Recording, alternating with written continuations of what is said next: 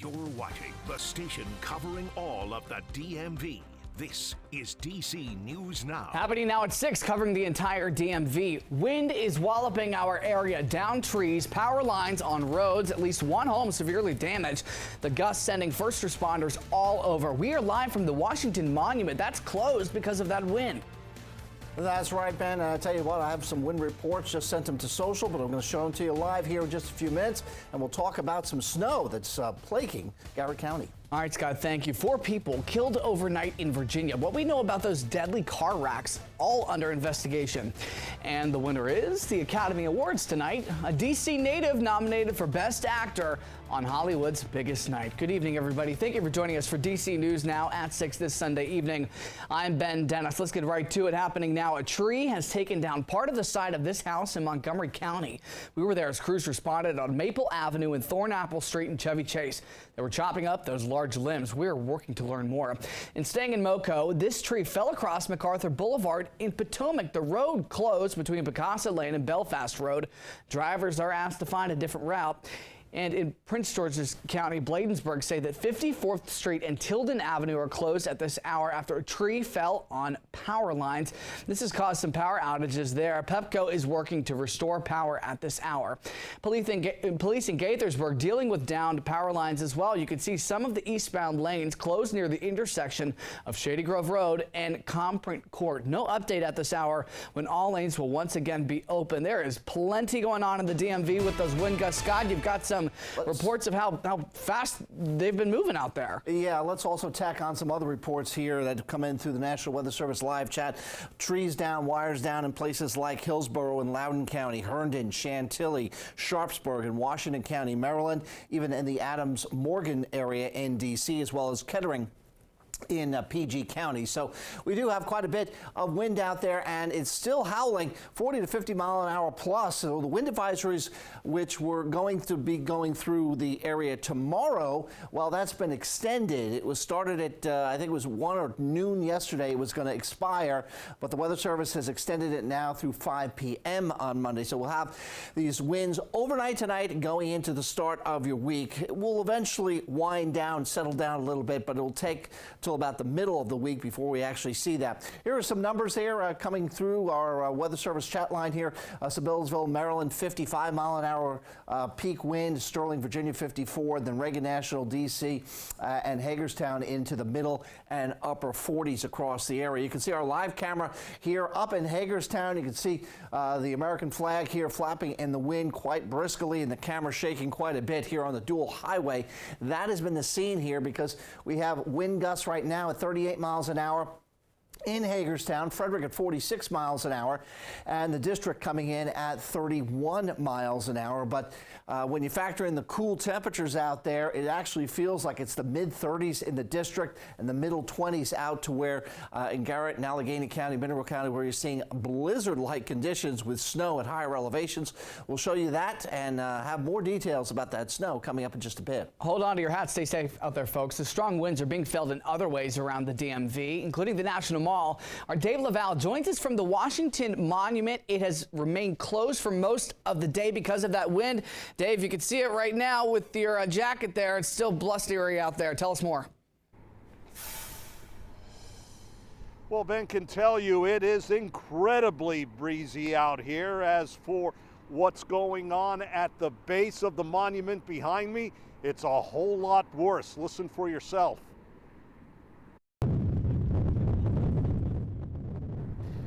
What felt like hurricane-force winds battered visitors, including us and the monument, all day. The National Park Service says it will close the building during bad weather, including high winds and thunderstorms. You may recall the August 2011 earthquake also forced the evacuation of and the closure of the Washington Monument for about a year.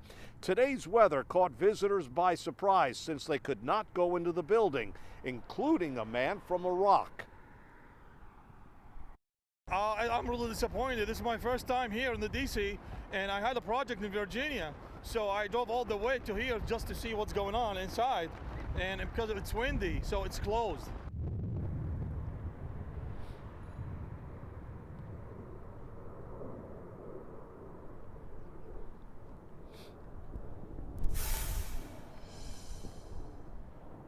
There's been no word if the monument will reopen on Monday. The National Park Service also closed the historic old post office tower today because of the high winds. We're live on the National Mall. Dave Laval, DC News Now. Of course, a slight delay there because it's hard to hear right now with his earpiece. Thank you, Dave. Meantime, tracking power outages for you. Right now, Pepco reports just over 1,100 customers without power in the DMV. In Montgomery County, Pepco says around 600 customers without power. In Prince George's County, around 560 customers without power. In the district, Pepco reports around 5 customers without power. Estimated restoration time before 5 p.m. tomorrow. Still plenty of time to get that work done that's necessary. Meantime, Virginia State Police are investigating 2 separate fatal crashes that happened less than 20 minutes apart near each other in Fairfax County. Troopers responded to the first crash around 3:40 this morning east of I-76, but on I-495, officers said a person was changing a tire for their car when they were hit by a truck. The person died on the scene. But then around 3:50, police say they found a woman on the road on I-495 nearby. According to witnesses, the woman stumbled into traffic and was hit. She died on scene. Also in Fairfax, police are investigating a deadly hit and run with a stolen car overnight. Officials say they spotted the stolen vehicle around 12:15 a.m. When they tried to stop the driver, he drove off. Then 15 minutes later, police found the stolen car yet again.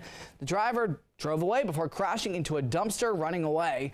Officers then found a person who had been hit by the car in a grassy area. He was taken to the hospital where he later died.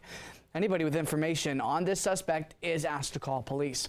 And what's being called a state-of-the-art manufacturing facility for electric vehicle chargers is opening in Bowie tomorrow. The 30,000 square foot production facility is owned by Blink Charging, expected to produce more than 30,000 charging units every year.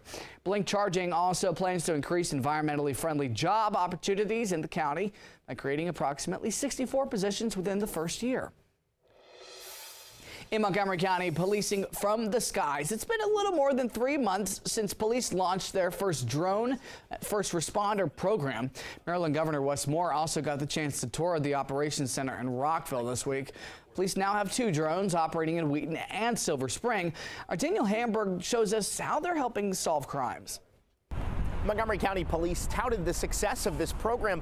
Only in operation for just a few months, they say that drone can get up in the air in just a little over a minute on average, as opposed to waiting for officers to get here on the ground. That's important in urban areas like this so they can watch shoplifters trying to get away. Montgomery County Police Chief Marcus Jones says having an eye in the sky is improving police response times. We found the ability for our officers, and again for us as the police department, to respond in a timely manner to emergencies. Governor Wes Moore got an inside look at the pilot program where police can launch a drone before even being dispatched. We can see the location of this person, and they're calling, and we're listening to it, and it hasn't even hit the computer-aided dispatch yet. As of Thursday, the drones in Silver Spring and Wheaton have responded to 360 calls. We were circulating and we saw two subjects run outside Safeway. In 249 of those cases, the drone was first on scene. We believe that you can have law enforcement that moves with appropriate intensity and full transparency and absolute integrity. And we think that this is a tool that helps us to accomplish exactly that. Jones says the drones have allowed officers to de-escalate lots of situations. The more information we have, the better our officers are prepared to deal with those. We want our local law enforcement and the chief to know that, the state's going to support them. And the state's going to have their back in this work. And we think this kind of work, this kind of technology is not just going to be supportive for local law enforcement, it's going to be supportive for community. The county is hoping to expand the program if there's more room in the budget for locations in Gaithersburg and Bethesda. In Silver Spring, Daniel Hamburg, DC News Now.